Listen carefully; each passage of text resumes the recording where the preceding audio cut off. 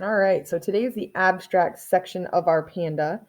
We did the realism section first, and then we did cubism, and now we're going to go into abstract. Abstract is just based on like shapes, lines, and color.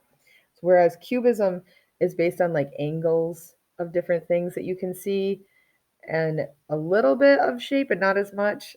And abstract is like, what can you do to change this to make it sort of the idea of what it is, but also um, making it more creative. So we still have these little guidelines from where we started. This is the fun part. Okay. I'm going to really change this guy up. Okay. I'm not going to keep this whole complete shape of this side of the face. I want to make it a circle. All right.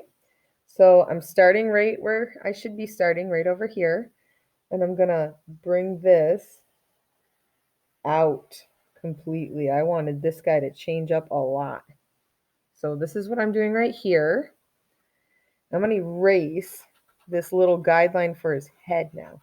Remember what I talked about where if you're changing something up, you have to like really pay attention to where your lines are. So I made sure that this line ended right in the same spot that the other line did, and I made sure it started in the same spot the other line did. So now I have this really nice circle going on. And same with his eye. I'm going to like circle this puppy up. Okay, so there's this. And I'm being very careful not to cross my line and touch on any of the realism stuff. So I want to make sure that that doesn't happen. And I'm also going to add a piece that comes right around with it. Something different. Okay. Um, abstract stuff can also be very cartoony. So if those of you who really like to do your illustrative stuff, this is a good time for you to really excel at it. So my ear, okay, I'm also going to do a circle. I am circling this guy up.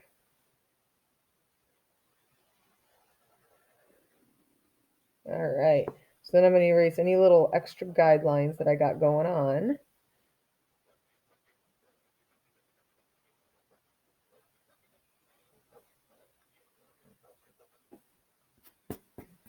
Yeah. See the fun part, changing stuff up. It's kind of exciting. All right. So some different things that I was thinking of doing are like adding some thick lines around the side of him. So just like right in there. Pattern's a good thing to use when you have abstract. So I was thinking, let me see, what am I thinking? What are we going to do with this guy? I knew that I wanted to circle him up, but not quite sure where I want to go with him. Let me see, because pandas are really round and pretty basic. I don't really want to mess with him too much, but then at the same time, I kind of want him to be like super cool. So I was thinking like, what if we turn this thing into one of those little monocles? So like when we go to color it, we'll do this part like a gold color, and this part would be like a blue because it'd turn into his little eyeglass that comes down here. So here is the chain that is going to, remember we're using shapes and color that are going to really bring out this panda. Okay, so something like this. But then the fun part is you can go back in and you can make the shape of the chain really pop out. You know, I like my sound effects. All right. And I noticed that a lot of you are doing the panda, which is super cool because I am a big panda person. There was this movie when I was a kid. It was called The Amazing Panda Adventure, and it was about a little boy that was saving a panda. I just loved it.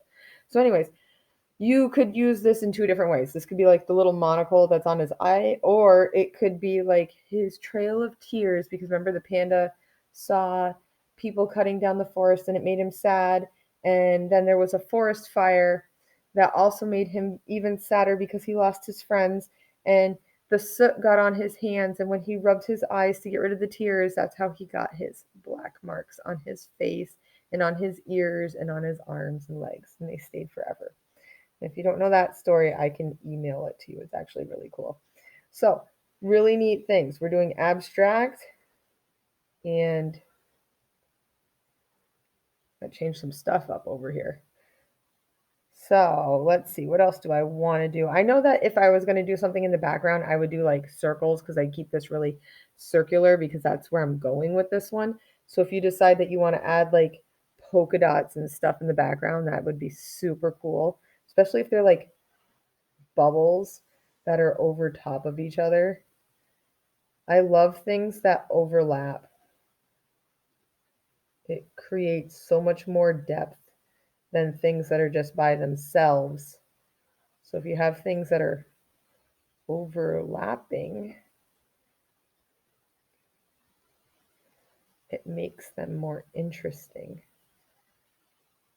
than something that's by itself.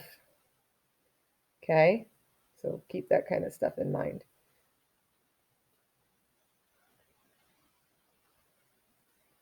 So different bubbles in the background. I don't really want to touch my panda too much for my abstract one.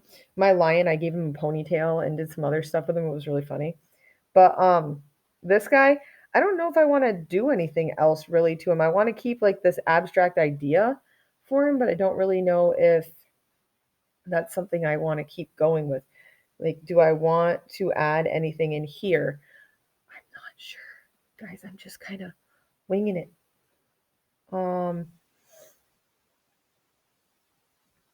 Yeah, let's add some stuff in here. Maybe he's got like some squiggly hair. That way we'll also have some shapes going on in here. That'll make him exciting. Like some ribbon shapes. If you don't want to do this, you don't have to. They look almost like sun rays coming out of his monocle or his little eyeball. It's kind of cool. You could add shapes like the moon and stars if you decided to. Because abstract art is all about shape. I think I'm going to leave him the way he is. And if I really wanted to, I'd do more bubbles down at the bottom, but I want to give you guys time to like be creative on your own too. So I'm going to start with the ear. So I have this really cool pinky purple color, and I'm going to kind of stick with the same colors that I used on this side just so that he's kind of like all the same. And I'm going to do an every other pattern over in his ear. Just so that I know this is the inside of his ear. Or abstract. It's kind like you can still tell what it is, but it's different. I know there's not really a better way to explain that, you know? And I think I'm going to use a reddish color over in here too. This is like a pinky red, so it's still kind of light.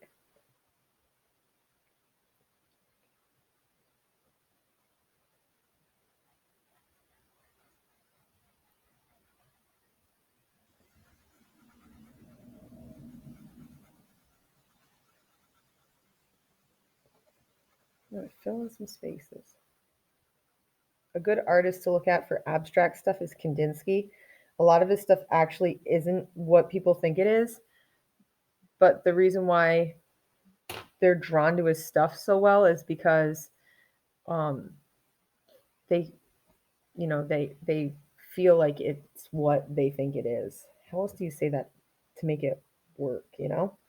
They they can imagine it just because of the shape that it is.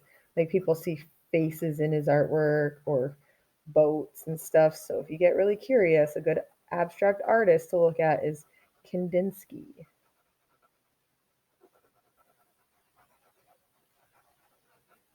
I like this light blue. It's not like overpowering or anything. So like these little squiggly marks that we use to fill in this space and to create a little bit of texture for him, they just,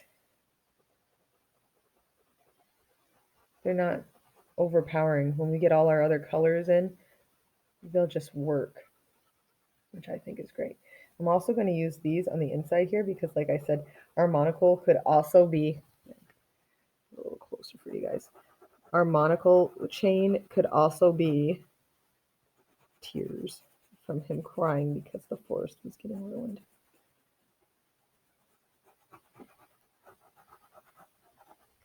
So we got this one. Then I'm going to use this darker blue color on the inside right in here. Just not going to go over the line. Make sure you stay on the abstract side and not get carried away and accidentally go over to the realism side. You don't want to mess up anything that you've already done.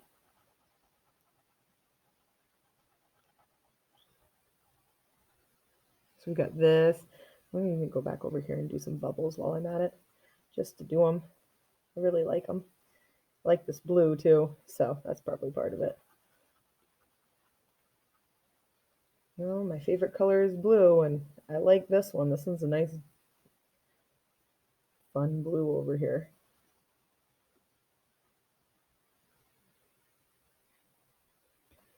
Let's see here. I'm gonna use this big one right here. Filling it in. And the really cool part about this is we don't have to worry about things looking like they're rounded if they're not. We can really fill things in and be like, just fill it in flatly, like what I'm doing right up here, because this is abstract and it's not realism, so you don't have to worry about me going, you got to be darker over here and lighter over here. I'm just filling it in.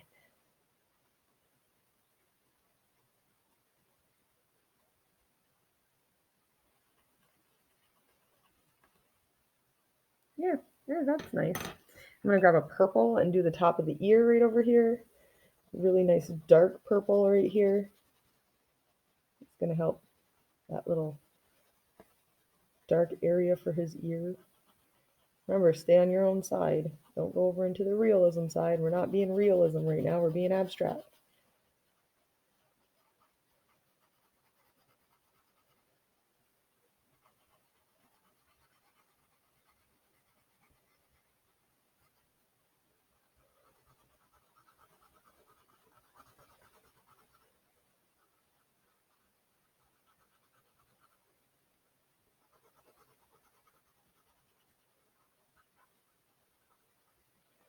So there's our ear.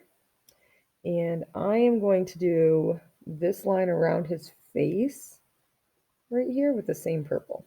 I actually like this darkness. It'll be like a good little solid line.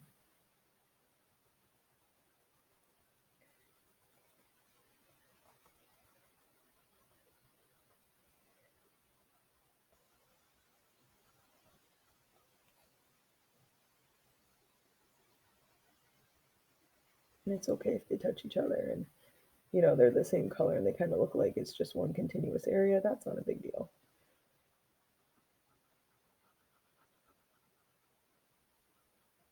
It's tricky holding this up and coloring. All right, so I got this nice dark outline that's really popping him out now, which I really enjoy. So that's a good thing. I think I'm going to use this little turquoisey color for some more of these bubbles. Well, this aqua color, I guess. It's not really turquoisey. It's not a lot. It's not very green.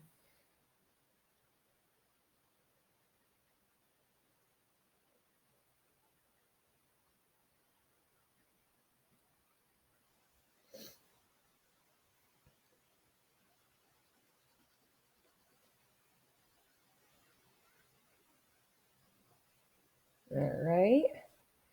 And then I'm also going to, since we're doing our bear, pretty much these blues and purpley colors, I really like this one. So I'm going to do,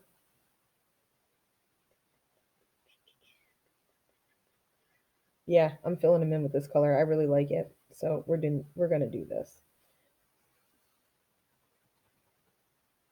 Stay on your own side.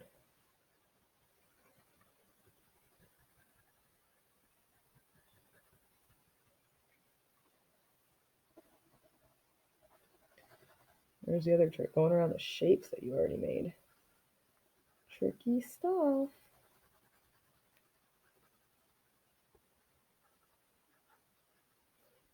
Turn your pencil and go around the edge over here. Makes it a lot easier. This little section, I actually really like this color that I chose. And I like that it's this one big area. Really like solids them out. Pandas are big solid creatures. Big clumsy solid creatures. They're so cute when they walk. They fall all over the place, especially the little babies. I don't know if you guys have been checking out them zoo cameras, but those are pretty awesome as well.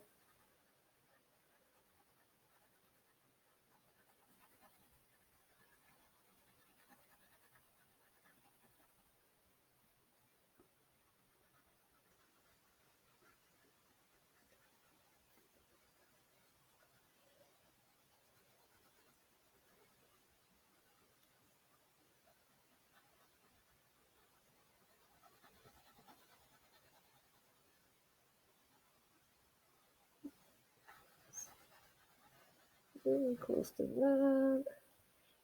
And because it's abstract and this little piece goes over this area, I'm going to switch the color out because, let me see.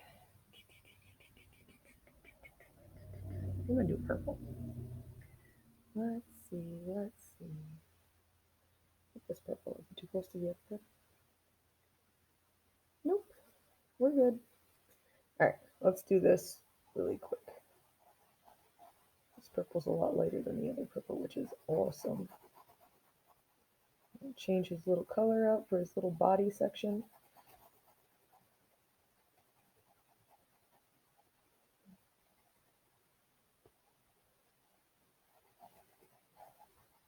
That is cool. And I know I have like a little yellow over here. I'm going to use yellow right around this area.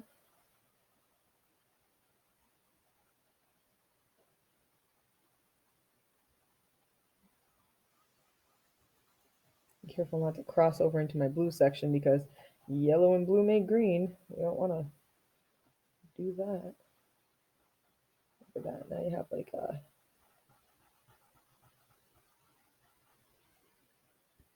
double piece over here. And this pinky purpley red color I'm going to use for the rest of my bubbles because sometimes if you look at a bubble, it can reflect different colors, which is really awesome.